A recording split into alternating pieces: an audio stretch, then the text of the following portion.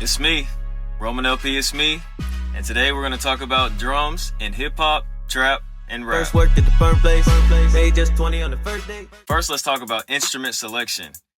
Really, the fundamental things you need are a snare or clap, kick, and hats. Arguably, you could use a sub bass too, but it can be done without it. So I wouldn't say you need a sub bass the way that you need the other three. Let's start with the clap or the snare. In this spot, standard 2/4 on the measure. Everybody recognizes it. It's in a million trap songs, hip-hop songs, rap songs. Usually, in hip-hop songs, you're going to have the prominent clap. And usually in rap songs or trap songs, you're going to have the prominent snare. Trap kind of flips back and forth, so snare, clap. Depending on the song, depending on the style, depending on the artist, snare and clap will flip back and forth on trap songs. But hip-hop usually sticks to clap, and rap usually sticks to snare. When it comes to selecting your hi-hats, there's all these different hi-hats you can choose from. Here's one, there's one. Whenever you're going for a rap song or a trap song, you want to use hi-hats that have a short attack and a moderate release, okay? That means just a little bit of ringing, and I mean a little bit. I don't mean like a crash cymbal or a half open, half closed hi-hat on a drum kit. I'm talking about a slightly longer release time than your standard hi-hats on a hip-hop song or a pop song or R&B song, because those tend to use newer, more modern, kind of artificial sounding instruments, all right? I'm talking like release that's similar to the 808. The sharper, short attack, short release hi-hats are typically used more for pop songs or hip-hop songs. Hip-hop is really just like a rap version of R&B. In my experience, when it comes to making the actual beat in production, it's more or less a rap version of an R&B/pop song. Whenever it comes to pattern selection, you can combine different instruments to give it a different effect, especially if you want to change the production over time, which is exactly what you want to do. Please make sure that your beats are changing over time, even in the drums. All right, each section of a beat that you're making or an instrumental should be evolving over time, not just one section, not just the melody, not just the harmony, every single part. That means if you separate the beat into drums, instruments, and let's separate it again into audio engineering aspects, like if you have an EQ filter cut off here, a different filter for the middle section like the chorus, so that you have more open sounding instruments as opposed to a bridge or a verse that might have a little bit less impact. You can change the filter, you can change automation, you can change volumes, you can automate volumes too in addition. Risers, for example, are a good addition on the ends of verses or bridges into choruses. This isn't just for pop music or R&B, These same fundamental strategies work just as well for trap, hip-hop, and rap songs too. Now here's some tips and tricks for going into a chorus or strengthening or turning up your beat. If you're about to transition into a new section or a new measure, you can always put a triangle or a chime behind the snare. A lot of standard stock snares already have triangles and chimes behind them, okay? You can bring it out, put it back in as you transition between measures, just like this, already embedded into the audio file, okay? You can even combine your snare and your clap to give it just a little bit. You can even add a splash of reverb with a moderate or short decay. Okay, these are little tips and tricks that you can use to turn up your chorus section or whatever hype section you want within the production. Let's talk about the kick. Usually, whenever you're working on a hip-hop, trap, or rap song, whatever, your kick is going to have the shortest attack possible. And I mean short. It's not going to be long, drawn out. That is reserved for your sub bass. All right, you want your kick to be punchy and tight. Usually, as it goes in art, everything's true, and these are the rules until they're not, and you change them because you know what you're doing. All right, sometimes people change it because of a novelty, sometimes people change it because they know exactly the sound they're looking for, but this is a general recommendation for most songs, because most songs and these genres go in this direction. Now, whenever it comes to combining your kick with your bass, I always think it's a good idea to do a little side chain compression. All right, that means whenever my kick kicks, I want my sub bass to drop down, whether volume or just a specific frequency band in the EQ. I use a little EQ. I use this little plugin called F2, something like that. Here's a picture. But whenever my kick kicks, it brings down that frequency band right here on the EQ. All right, that's what I want. I want that little piece to chop out so my kick and sub bass aren't clashing whenever they hit close to the same amount of time. But I don't want to drop the volume altogether because I still want a little bit of presence from the sub bass.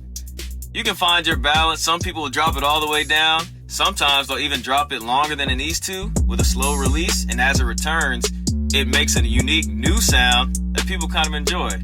It's a little like double kick hit. If you hear it, you know you can try it out. This is what it looks like. Another thing I want to say is that synth bass I tend to put in my drum bus because it operates just like a sub bass. Whenever people talk about 808s, they're talking about a standard drum kit that those recognizable drums from those, classic hip hop trap songs or whatever come from.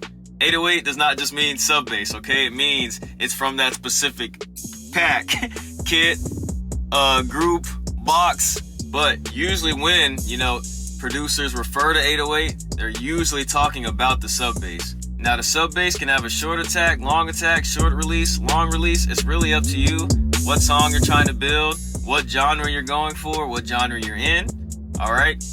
But usually hip hop will have short attack sub basses with long release times, and trap songs and rap songs will tend to have sub basses with short attacks and short releases or moderately, long releases, not really as long as hip hop. But that's usually the direction that they go in for those particular instruments, because hip hop leaves a lot of room for instrumental creation, melodic creation, harmonic creation. All right. Trap and rap songs are heavy on the drums with simplistic repeating melodies or samples. That's usually the direction they go in. Or hip hop has a lot of heavier production on instrumentals. Hip hop has a lot of heavier production when it comes to the instruments themselves, separate from the drums. If you have sub bass with a long release time, all right, and you have a lot of instruments, or you're working in the hip hop genres, chances are you're going to want to tune your sub bass to match the key of the song you're in. This isn't always necessary, especially for trap or rap songs. You can just kind of have it atonal, and sometimes it'll ride even better than if it were in key. But for hip hop, typically you want to make sure that sub bass is tuned, or if it has a long release time, because the waveform is ringing out. It's resonating, and it's going to continue to sound. Now, whether it's clashing with your instruments or not, that's going to depend on if it's in tune. It also, quick tip, could be clashing if that waveform is clashing with the peaks of other low frequency instruments within that band. All right, so you're going to want to use the phase button. Look right here. This is what it looks like.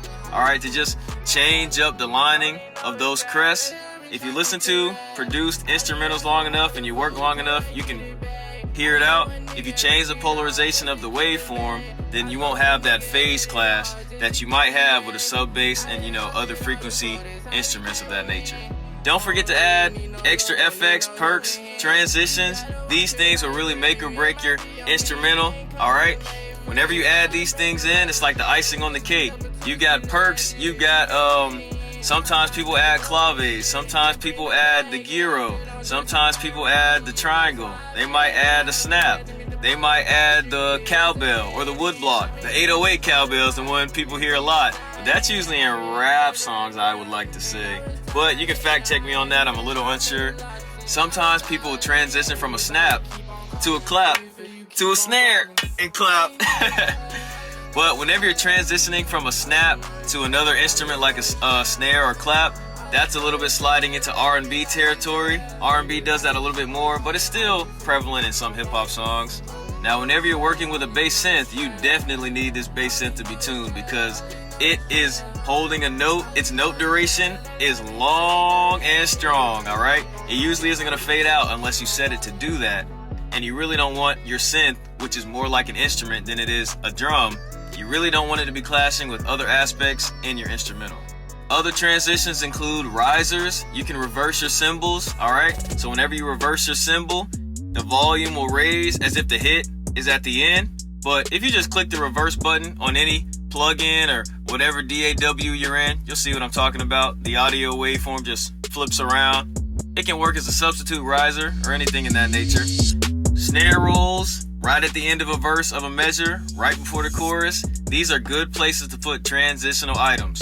All right, risers, snare rolls, hi-hat rolls. If you control U on a long note duration in the piano roll of any of your drums, it'll chop them in half according to the break that you have already set with your little magnet in the corner, okay? If you can click on that magnet and look at your measure note separator, you can subdivide these cuts according to whatever section you choose. All right, just a little shortcut, Control U. You can do the same with snare rolls. Sometimes people will even drop them down a key. So I know you hear that. That's pretty common. As a snare roll, right into the chorus. These are little tips and tricks for hip hop, trap, and rap songs. Works sometimes it doesn't, but it is a classic technique for sure. Whether you're making a trap song, a hip hop song, or a rap song, all right, you want to make sure that you incorporate these fundamentals in some way, or not at all. But usually, the classics as well as the modern hits are going to include pieces of this advice that I've just given to you. All right, my name's Roman LP, and today we talked about trap, rap, and hip hop songs, specifically on drums. If you want to talk about the instruments, we can talk about that in another video. Go ahead and drop a comment, leave a like, please subscribe, and I'll see y'all next time.